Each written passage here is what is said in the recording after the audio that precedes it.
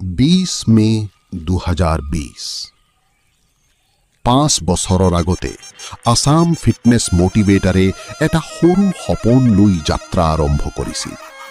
অসমৰ যুৱ সমাজক ফিটনেছ, শৃংখলা, ইতিবাচক চিন্তা আৰু সুস্থ জীৱনশৈলীৰ প্ৰতি অনুপ্ৰাণিত কৰাৰ উদ্দেশ্যে। আজি গৌৰৱৰে 5 বছৰ সম্পূৰ্ণ কৰাৰ এই বিশেষ মুহূৰ্তত আমি কেৱল এটা পেজ নহয়, অসমৰ বিভিন্ন প্ৰান্তত বিস্তৃত 450ৰো অধিক সদস্যৰ এখন বৃহৎ পৰিয়ালক উদযাপন কৰি আছো।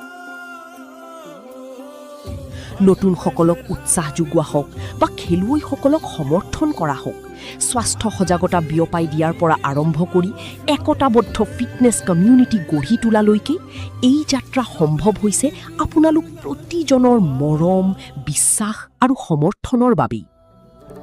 আসাম ফিটনেছ মটিভেটৰ কেৱল ফিটনেছৰ নাম নহয়, ই হৈছে ঐক্য, শক্তি, অনুপ্ৰেৰণা আৰু এখন সুস্থ অসম গঢ়াৰ এক আন্দোলন।